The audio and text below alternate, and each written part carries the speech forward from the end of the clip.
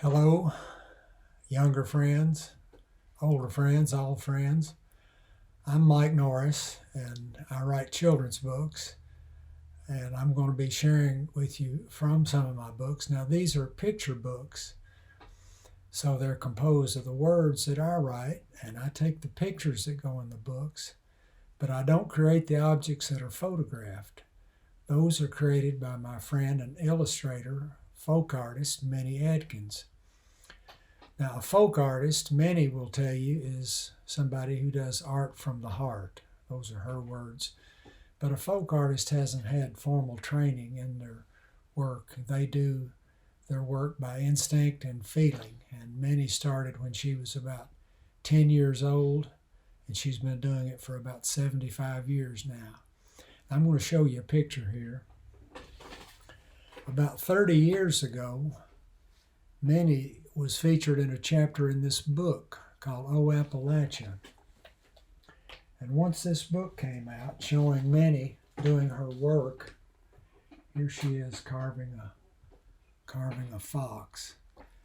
People started coming from all around the country to visit Minnie and to see her art, and eventually from all around the world, and that's continued to this day. I'll show you another picture of Minnie that I took about 25 years ago. If you can see that for the glare, here she is with a bear that she was working on. And then here is a more recent picture. You'll notice the bright blue rooster in the background.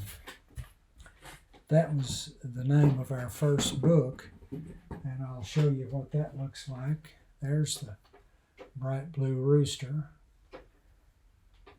And then the second one we did was called Sonny the Monkey. And then after that, we've done two books, which are Mommy Goose books. Here's the first one, Rhymes from the Mountains. And here's the second one, which is called Ring Around the Moon. Now, you've heard, I'm sure, of Mother Goose.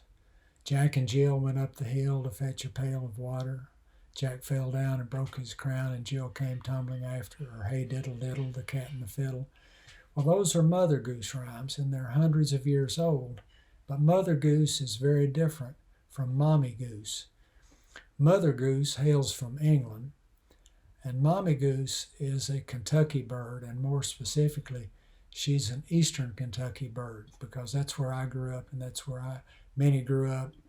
And all of our books have an Appalachian, Eastern Kentucky feel to them.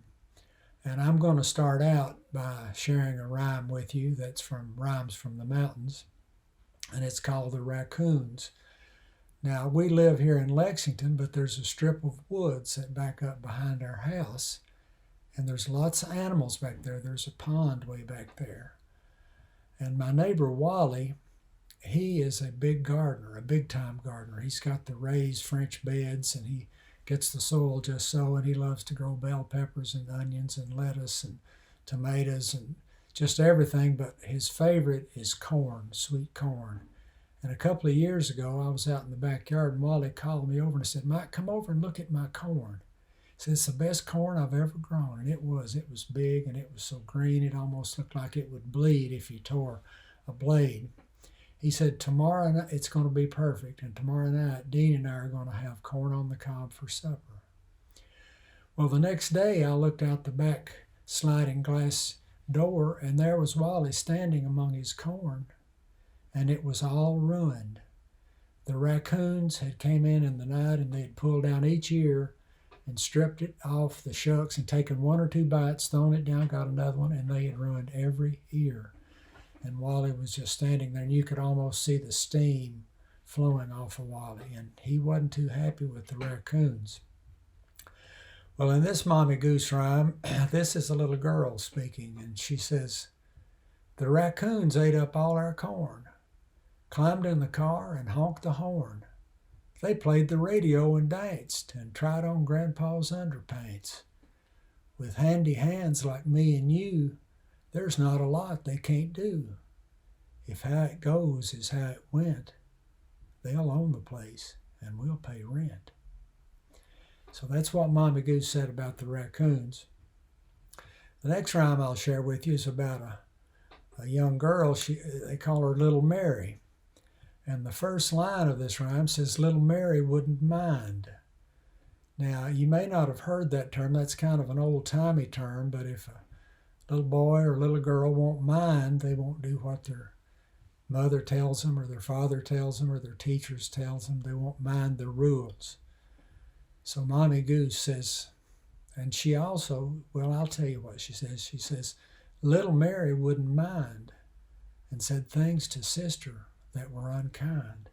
Now let me show you what Little Mary, if I can find it here, said to her sister. My hair's prettier than yours. She said that to her little sister. Can you believe that she would be that mean? Well, she was. None of us are perfect, and Little Mary certainly wasn't perfect. So it starts again. Little Mary wouldn't mind and said things to sister that were unkind.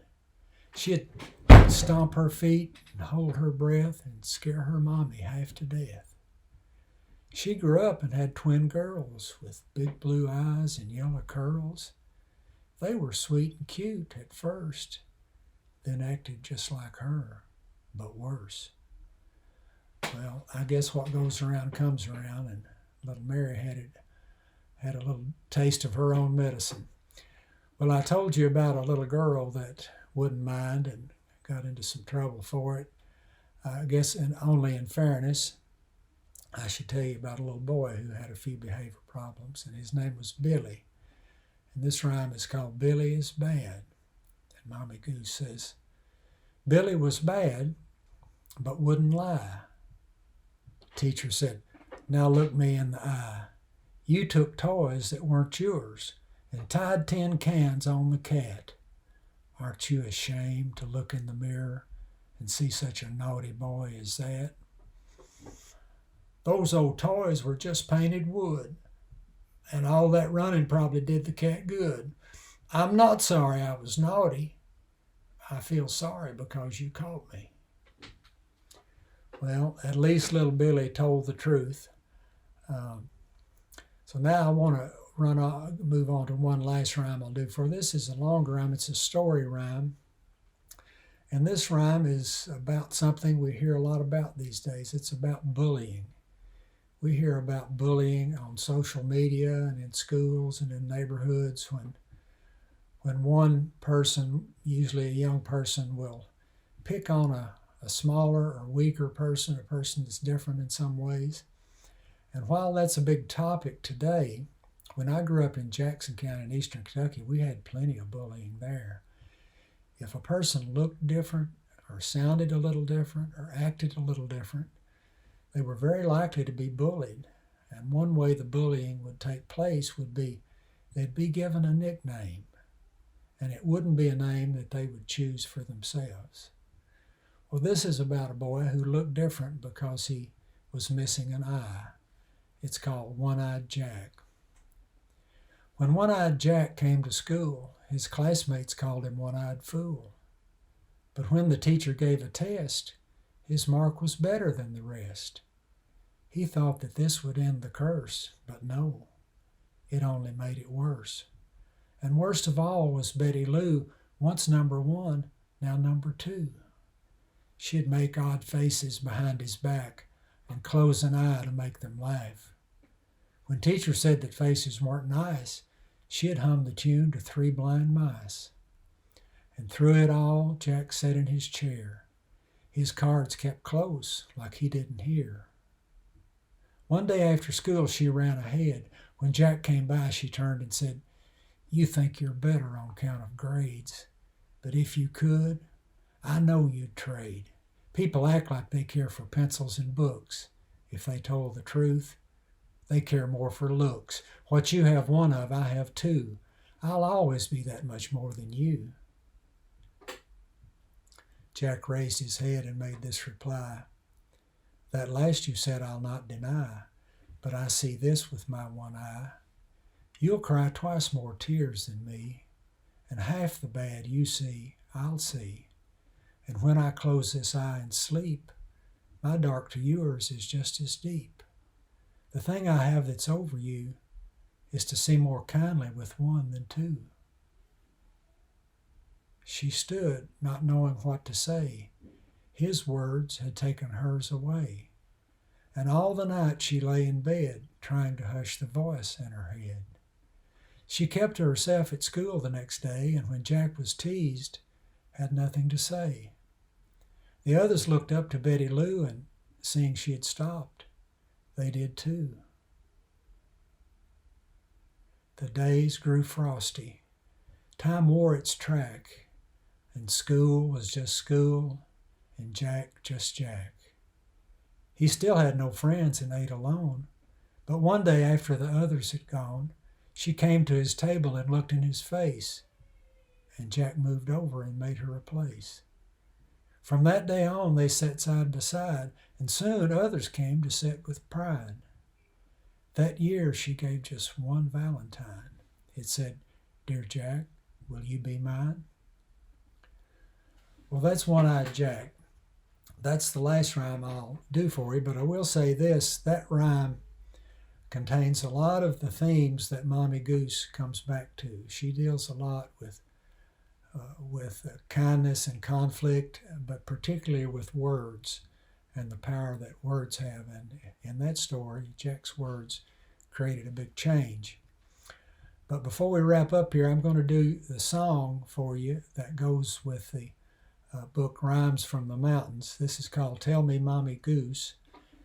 And I've got to get my guitar around here. This makes quite a promise. Mommy Goose tells the girls and boys that if they'll learn her rhymes when they're young, when they get old, the words will come back to them and make them young again. Now that's a pretty bold promise, but I do believe that art can make you young. I saw that in my mother, who lived to be 98 years old, and she would recite the rhymes that she learned as a child as she'd walk on the treadmill, and they seemed to give her energy and vitality in life.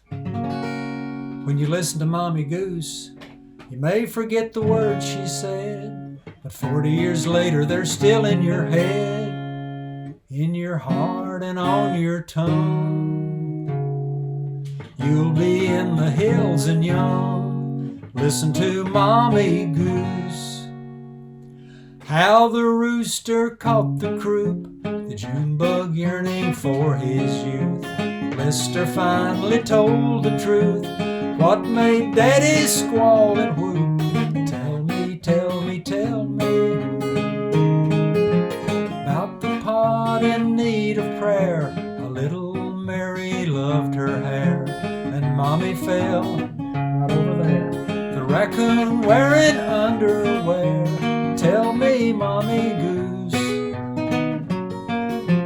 Mommy Goose, Mommy Goose, when she gets a hold, she don't turn loose. You could run away, but what's the use? Listen to Mommy Goose.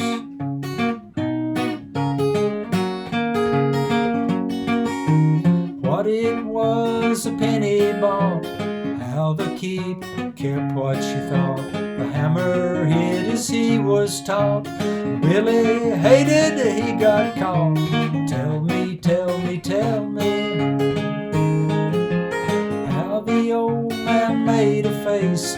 Cleet would beg to take a taste. The table laid with Queen Anne's lace. Daddy gone when we'd say grace. Tell me, Mommy Goose. Mommy Goose, Mommy Goose, when she gets a hold, she don't turn loose. You could run away, but what's the use? Listen to Mommy Goose.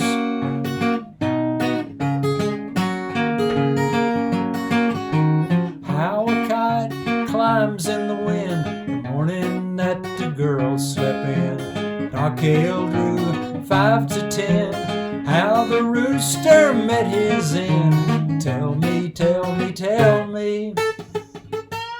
So fiddle low, fiddle high, while the dog eats chest pie. The speckled hen goes running by, what never is in short supply. Tell me, Mommy Goose.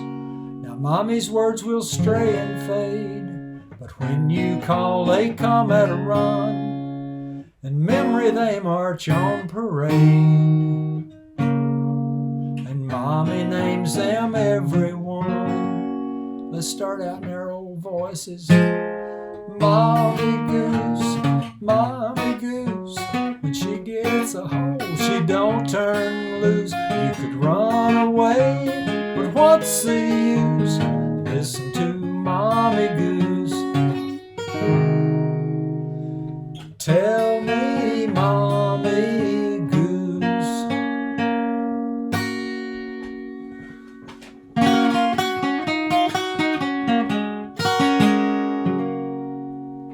Mommy Goose likes a little of the Arkansas Traveler there on the end.